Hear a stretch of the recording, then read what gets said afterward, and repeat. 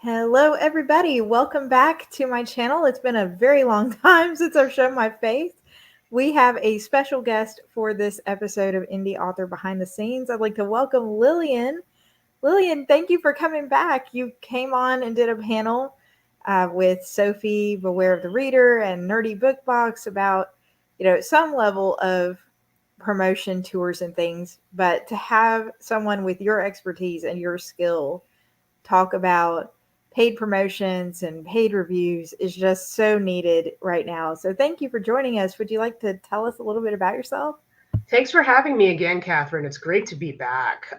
So my name is Lilian. I'm a PR coach and publicist, and I work exclusively to help authors and creative entrepreneurs gain the confidence to learn how to make PR and PR strategies work for them and their goals. And I do this through my coaching sessions. I have a coaching program, a PR course, and my campaign services, where I actually, in addition to providing authors with that personalized guidance on the campaign side, I actually work with them to side by side to launch a complete campaign and make sure that along the way we're hitting all of their targeted goals in terms of the audiences they want to get in front of, and also the types of strategies they want to build to do things like increase sales, distribution, business development, and also thought leadership. And reviews, which is what we're going to be talking about today, is actually a fair chunk of that. So we're just going to be diving into, sort of the differences between the different types of reviews and kind of what you need to watch out for when you're looking at expanding your reach with a publicity strategy, focusing on the review side of things. Mm-hmm. And I'm so excited to dive into this because I know, me being newer to this, I myself have had a lot of people drop in my inbox, hey, I can do this service for you. I can do that service for you. I can review your book. I can promote your book. And it can be really overwhelming. If you're watching this and you don't have a book out yet, or you don't have a platform yet, hopefully this will give you just a little bit of a buffer before you jump into that world. And if you're already in it, we'd love to hear your experience or your questions. So feel free to drop them in the comments. And if you're watching the replay, you can drop a question there. I can always reach out to Lilian with questions after the replay too.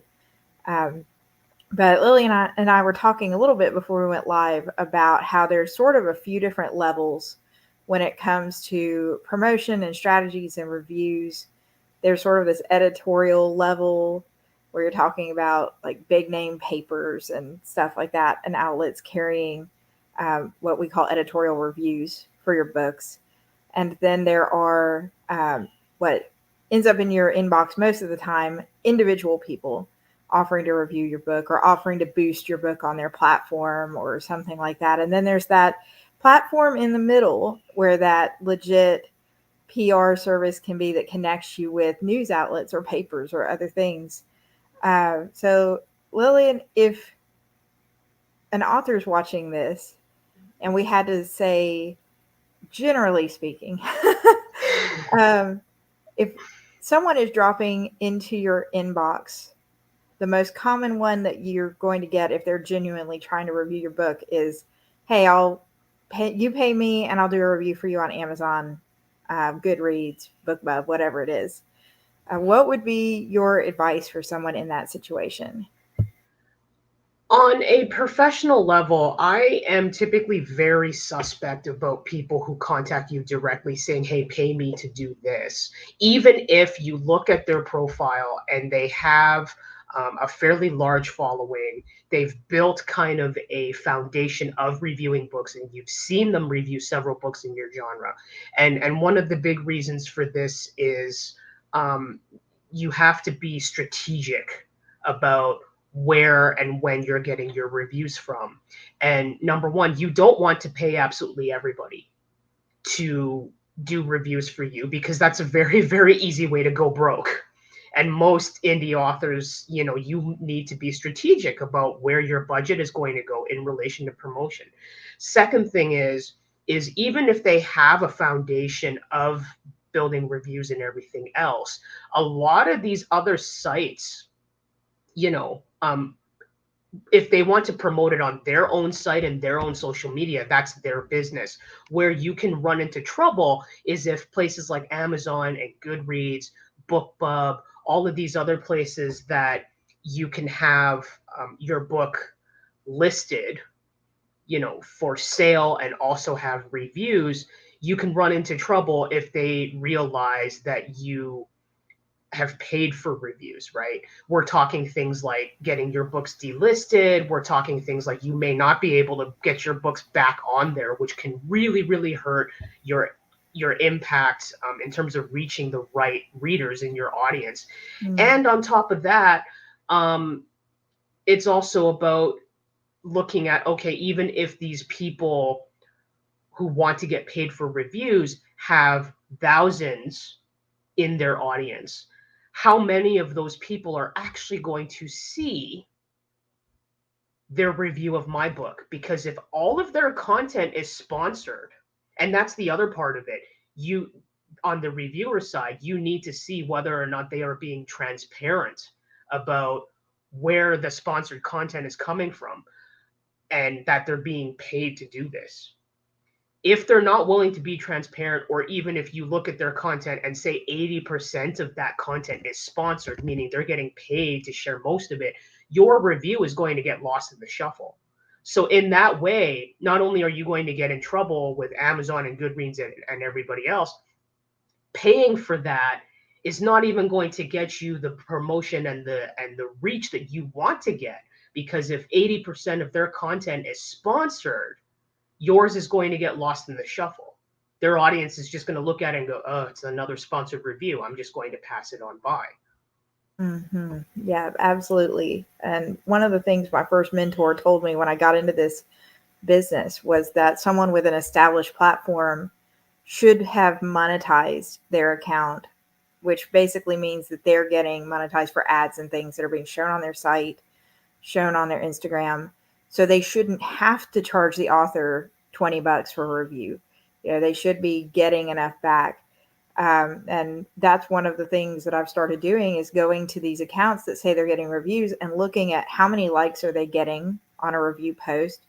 Like Lilian said, do they say they're sponsoring these books, or are they not even disclosing that they're sponsored reviews?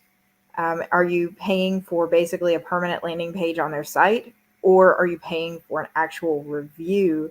And I screenshot it and I send back because a lot of new reviewers don't know.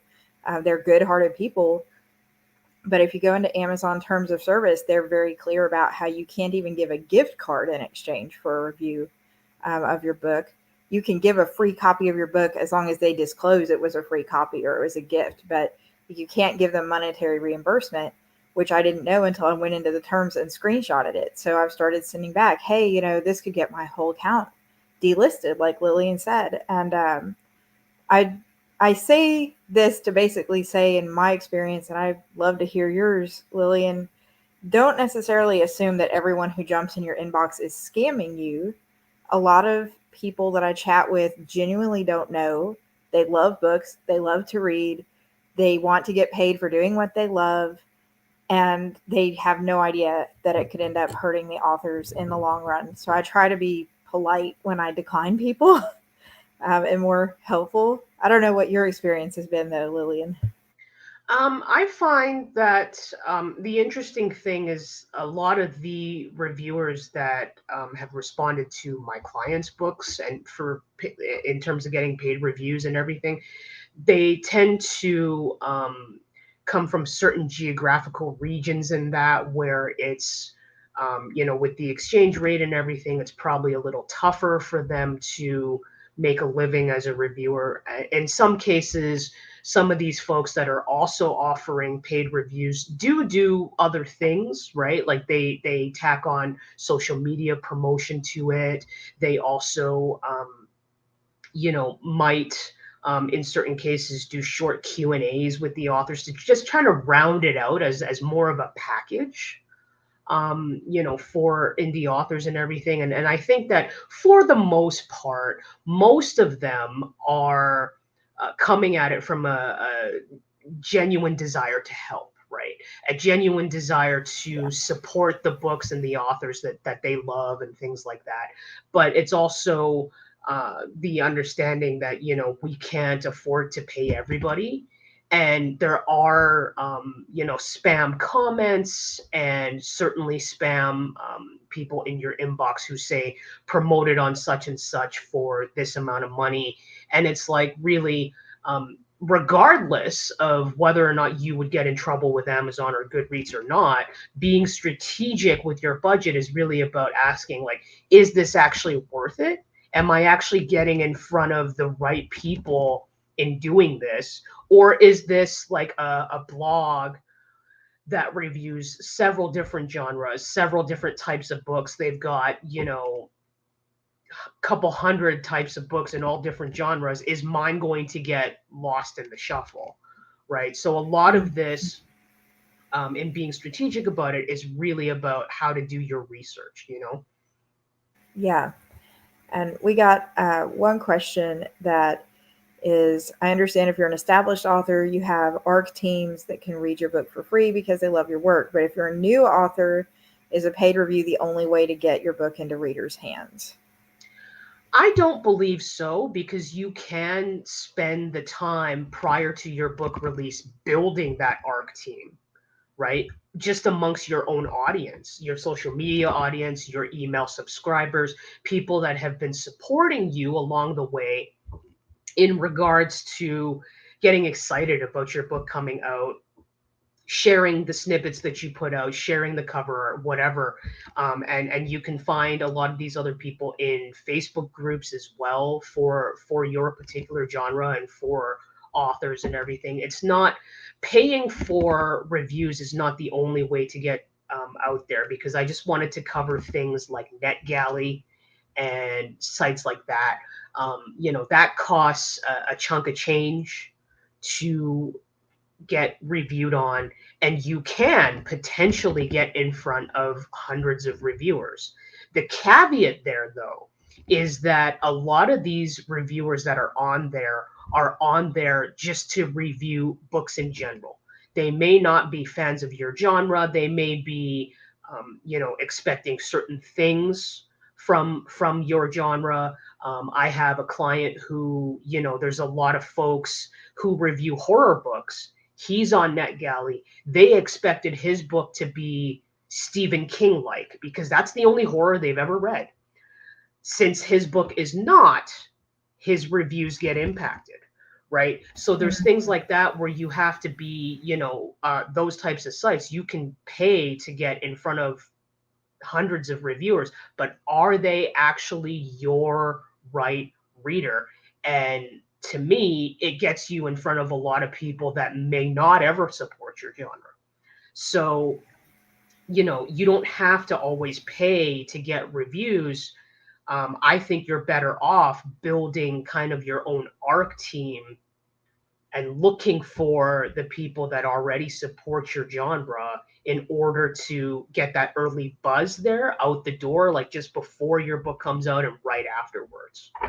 Yes. And even if it's your first book, and I've been there and built a platform, and I was actually telling Lilian earlier that I wish I had given myself more than a year, because I tried to do it in 8 months and it wasn't enough time. And I've heard other authors say similar things. I went in advance trying to connect with the readers in my genre and slowly start building a platform. And I personally put out a lead magnet, which was a little novella that was free for people to sign up for my newsletter, so that people could find my work that liked what I wrote about, and I could build a community on Instagram in my case, but some genres are on TikTok, some are on Twitter, some are on Facebook. So it's possible. I've done it. I did not pay for a single reader review when Val launched, but it was a lot of work. What you don't pay for financially, you will pay for with time. So make sure you're budgeting that in. And hey, Montrez. Hey, Abby. Good to see you on today. Shifting, though, one thing I did pay for with Val was an editorial review. I got mine from Indie Reader, And I was telling Lillian, I wish I had known that if I had more than 12 months in advance, I could reach out to some of the bigger magazines and have a chance of getting a free one that I wouldn't have had to pay for. But Lillian, what is your opinion on the value? Is an editorial review from like Kirkus or somewhere worth the hundreds of dollars they want in exchange? I think it really depends on because those platforms and those publications have the reputations they have for a reason, right? So and because they've cultivated those reputations, they feel justified in charging authors that amount of money because they know that the prestige precedes them. So in looking at stuff like Publishers Weekly, like Kirkus and everything, I think it really depends on what your goals are and how you want to leverage it. The average reader may not care as much that you have positive reviews from Publishers Weekly or Kirkus or places like that. Up here in Canada, an example would also be Quill and Quire, which is kind of our national literary online site and magazine. But if you are, for example, looking to build an earned media strategy where you are getting reviews and interviews on mainstream media, you are going out there and doing presenting at writers' conferences, at book festivals, and really building kind of your thought leadership strategy, then that's where getting those higher profile reviews will benefit you more because you're looking at establishing yourself more so in the industry and with the media. Your average reader that is a fan of your genre probably won't care as much. What they want to see in general is good reviews in general, no matter where that comes from. So it really depends on what it is that you're looking to do. I find that with the higher profile editorial reviews, that really helps establish your foundation for more of an earned media strategy to get interviews and reviews on the mainstream, and also help boost your thought leadership strategy if you're doing presenting for writers conferences and book festivals and things like that. Yeah, those are great points. So essentially, if you're a new author and you're pinching pennies and your main goal is just to connect with readers, it may not be the best use of your $500 or $600 going for an editorial review, as opposed to putting that into like a story origin or a book funnel or something, getting your your books out with actual people. Um, as opposed to, like Lillian said, if you have a long term goal that needs more media, or even libraries, really, something where they need that trade review to basically give authenticity to what you do. And a lot of the trade reviews, you can go and request a review after the book is out if you're going to pay for it. It's just the ones that if you want to try them for free, that you want to make sure you get them in before the deadline, which is mostly 12 months in advance for a lot of them. Um, so that leaves us with sort of that middle tier, promoters that drop in your messages and say, hey, I can get you in touch with, this TV station or on this blog or on this YouTube channel or on this podcast. Are those usually legitimate in your experience, Lillian? How would we know to vet those? I'd like to tie this also into the idea of like book tours for reviews, because I know a lot of those guys charge, and I think what it is, like what you really want to do in those cases, book tours, and anybody who comes to you as a through their position as a publicist, is really looking at because there's so many of them, right? So in order to vet them, what you really want to do is, you know, great, you can get me into New York Times. What is that actually going to get me? What does your process look like? What do you do in terms of actually helping to position me properly and promote me on the book tour side of things? What I can often find gets lost in translation when you're going through a tour operator is you don't often have access to who the reviewers are You can't get in touch with them directly. You don't do the vetting. You're relying on a middleman to do the vetting for you. And what can happen is it may not always be the right fit.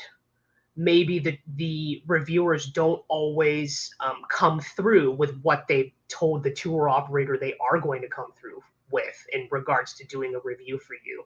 So that's kind of where it can sometimes be iffy.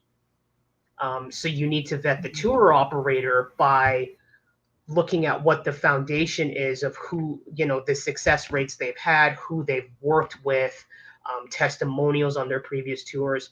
On the publicity side, with somebody who just kind of drops into your inbox, I would be asking questions like, you're talking about Forbes and New York Times. From a mainstream standpoint, and I've spoken about this before with you and also on other shows and podcasts and stuff, it sounds great because they're reaching thousands and thousands of people, and that's kind of how they suck people in. But you have to ask yourself the question, are these people my ideal readers? Is this where my ideal readers are spending their time? Or are they going to, like, on Frolic, for example, for romance readers, because they have, tons of reviews on their podcasts and everything. Are they spending time there instead? Are they spending time at, on a fantasy book podcast, listening to the recommendations from there? Is this actually going to serve me the way I want it to? Right? There's a lot of these folks, and in my industry, there are a lot of us working in this industry, and some of them like to really bank on getting the big name mainstream publications. And the questions I always ask are, is this really where you want to be? Because as a new author, or even an author who's released several books, but maybe you don't have media experience, chances are, if these publicity firms are promising that they can get you into these outlets, it's going to be paid. Number one. Number two, when you don't have media experience, it can be overwhelming, really stressful. You can make mistakes that you don't want to be making on a mainstream stage in front of thousands and thousands of readers or listeners or viewers for these types of places. And, you want to, in order to, I always counsel authors to really get comfortable with doing media and doing appearances and having the reviews and the interviews in these smaller genre specific blogs, sites, podcasts, and also to help you avoid making those mistakes on a mainstream stage. And at the same time, it's like, okay, you don't even know if your readers are spending time on these platforms. So you could be paying good money for nothing, number one. And number two, even if you do find some of the right readers who are paying attention to Forbes, to New York Times, to Wall Street Journal, wherever, is this momentum you can keep up? Because the other part of it that I find, unfortunately, and I've spoken to authors about this, where they've worked with publicity firms previously, who seem to believe that their job begins and ends at landing the media opportunity. So what happens is you get that review in that newspaper, in that publication, nobody promotes it. Nobody. So when that happens, it's almost like it's worse than if you didn't do it at all because nobody knows about it. Right? So that's the other part of it too, is not only do you have to ask yourself some serious questions about whether or not this is going to get you in front of the right people, it's also what's going to happen after that. Can I count on these people to help me out on the promotion side? That's something I always believe in. That's why I promote for my clients. It's not a question for me. It's just something I do automatically because I believe that that's the best way to raise that awareness amongst both of our audiences. Absolutely. And if you come across a publicity firm that's not willing to do that for you, then you really have to question, what is the value of this placement that they've quote unquote guaranteed me then?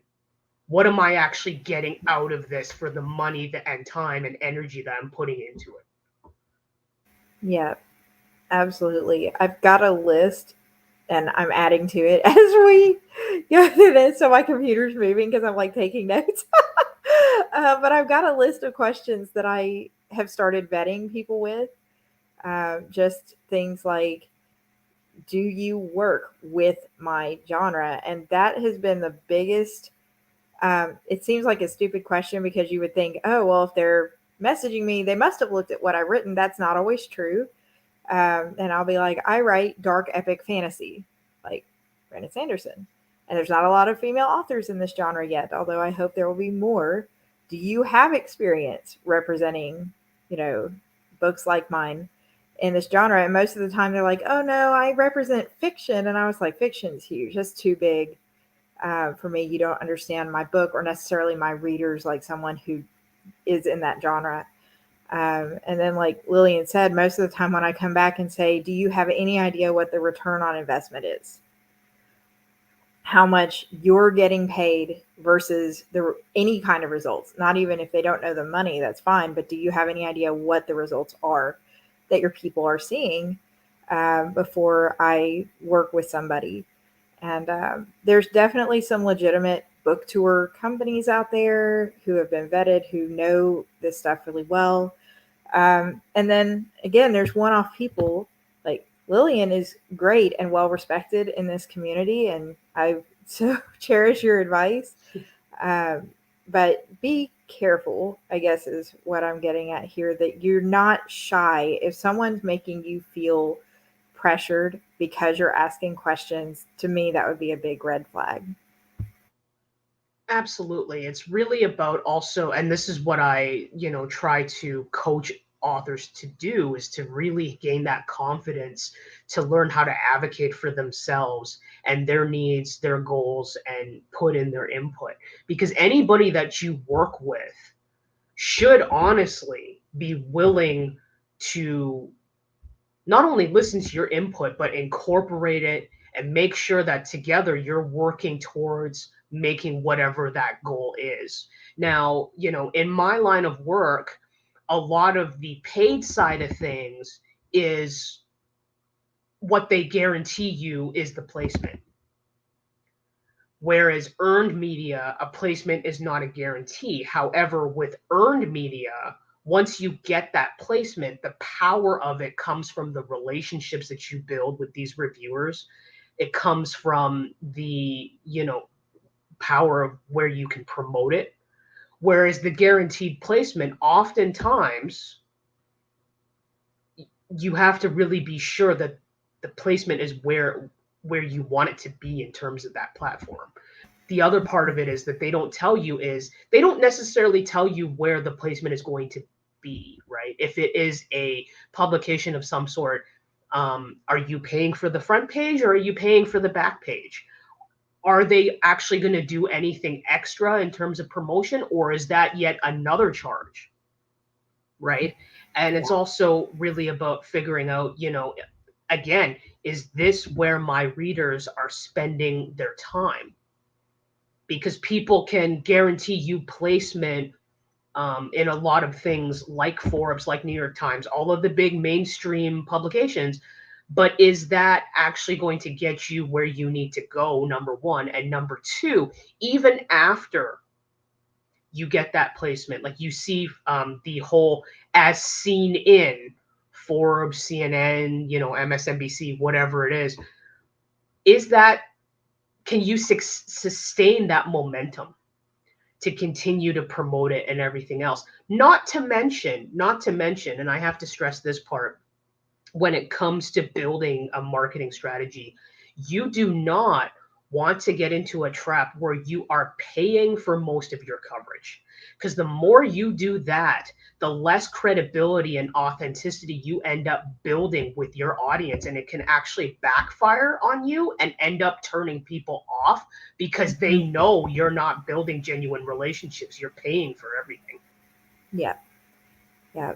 And I know if you've watched, you're watching this, if you've watched the panel Lillian was on before, Nerdy Book Box was on there because they do tours, not just book boxes, and their tours are always free for the authors, um, which I think is really amazing. But there are other companies like that too. And like I said earlier, it's about time. It's making genuine connections with people and understanding that Tamara is going out of her way, spending untold numbers of hours coordinating reviewers and bloggers and all this stuff to feature your books. So they want to know who you are. You can't just cold drop them. Hey, you do this. Will you feature my book for free? It's a community, and that aspect really um, pays off well. And one of the big takeaways I have just from chatting with Lillian, and something I hope the people watching this is don't confuse promoters with a good mentor. There's a difference between a PR coach, which Lillian does as well, a PR mentor, and someone who just says, "Give me the money, I'll go get you placed." If what you're looking for is someone who can come in alongside you as a self published author and teach you, here's how you write a press release. Here is what you're supposed to do after the press release goes out. Here is all of this stuff. You need more than just the person who says, "I'll boost your book to my 2 million followers for $15."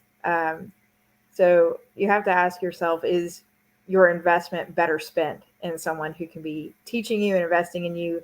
And then, yes, you may pay them to help you get a placement, but you're doing that as an investment into something bigger for your writer career.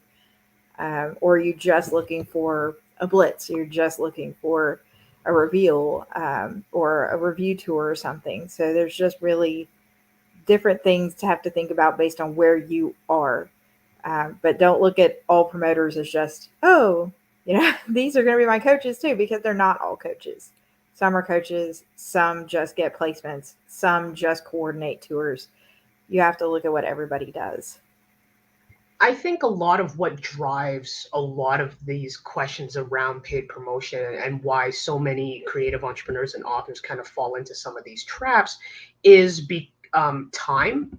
Timelines and scheduling is probably the biggest driver around what your mindset is in terms of scarcity, in terms of fear, in terms of feeling like you're running on a never-ending treadmill and you feel like you don't have enough time. For people that get into that part of it, that's the reason why they sometimes end up in a lot of these traps, because they feel like they're not moving fast enough. And if I could say anything to the authors out there who are thinking that way and worried about that sort of thing, you always have time, because your timelines and your schedule is your own. And I would rather see people take the time to really sit down and figure out, where do I want to go with my goals? What are my objectives, for the next, like, let's say even couple of years for this book? And how do I want to grow that? Like we talked about earlier, editorial reviews and paying for those could really help pay off if you're looking at doing more of an earned media strategy and getting those interviews, if you want to present at writers' conferences and book festivals. But if you're looking at just reaching more fans of your genre, then it's really about asking yourself, where do these people spend their time? What are the outlets, the reviewers, the platforms out there that have built up reputations and foundations that people trust for reviews that I could go to and build relationships with? And then if those people happen to charge a little bit of money for something extra, like say extra advertising or what have you, then it's up to you to be strategic about, okay, where's my budget at? Is this actually worth it versus saving it for something else? And, can I leverage this relationship to continue to grow that? Like, am I going to get that sort of reciprocated promotion and cross promotion that I want to get out of it? Because a lot of these too will post a review and that's it, right? All the promotion you have to do yourself.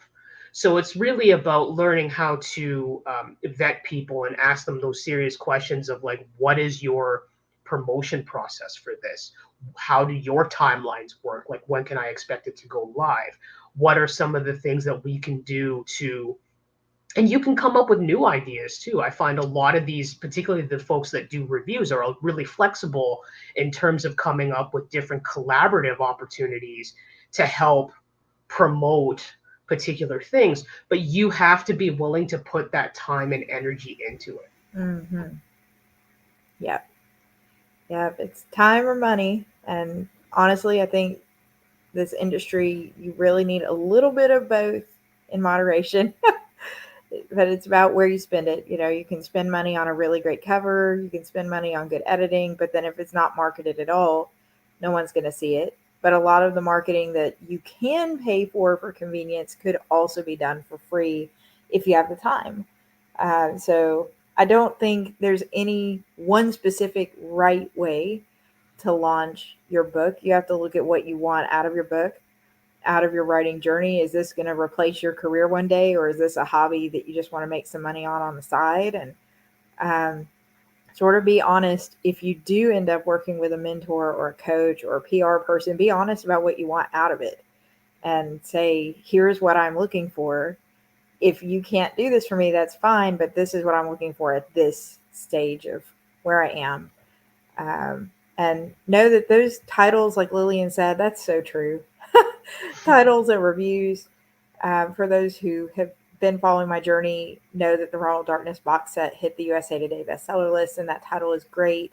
And if you've been following my reviews, you know that a lot of the USA Today bestselling authors I interviewed said the title itself didn't really change their sales for future books.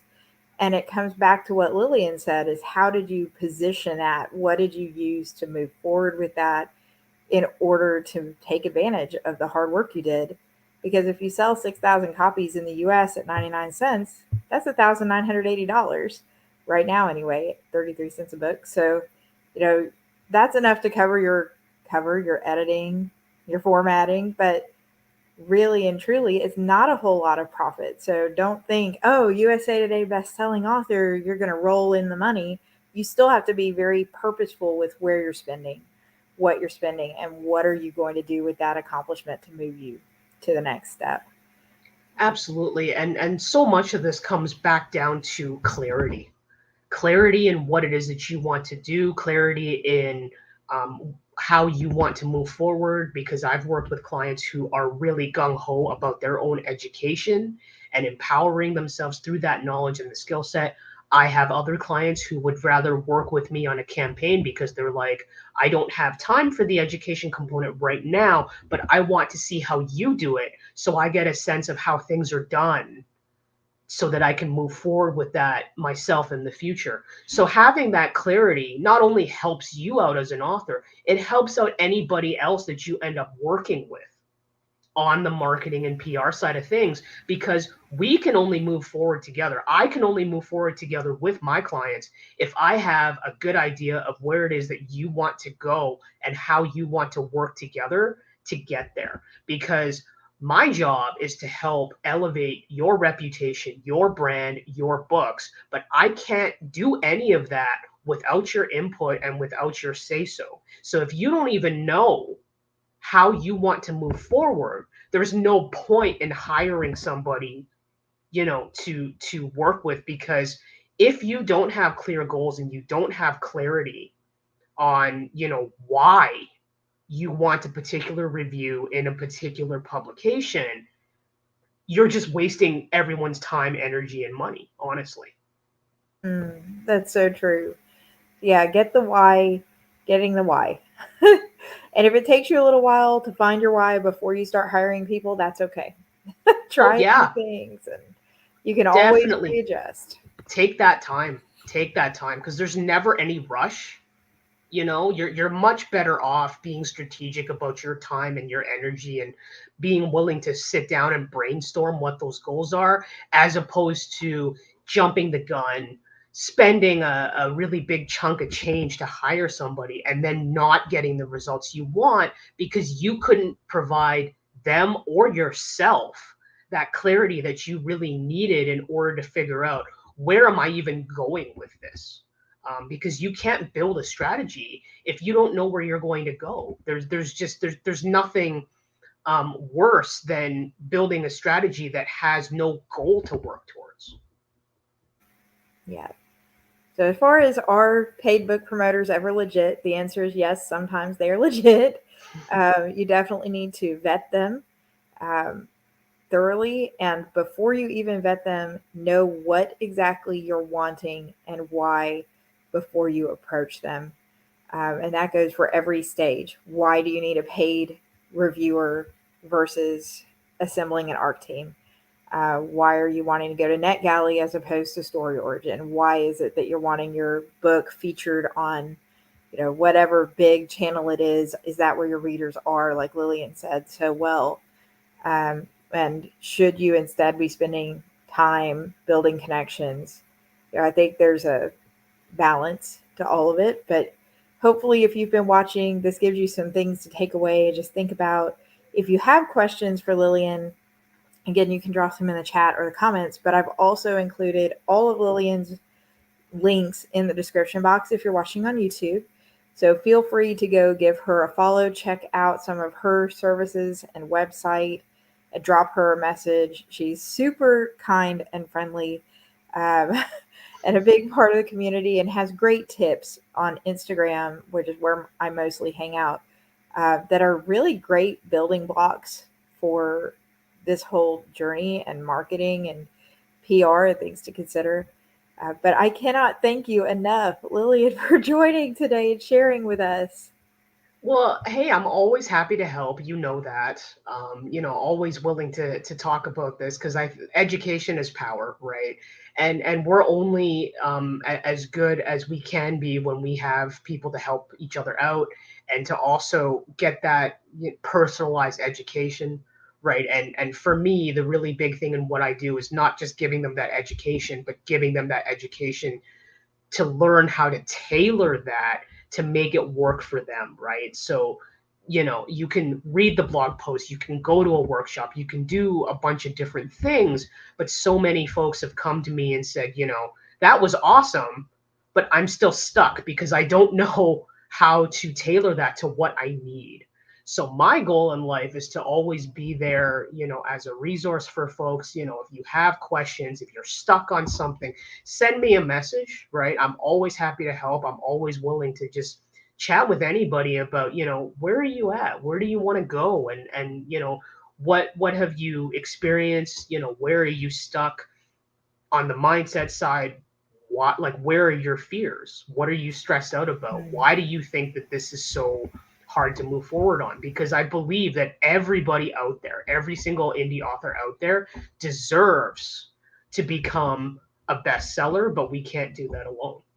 Absolutely. Absolutely. And Lilian's a writer too. So she gets it.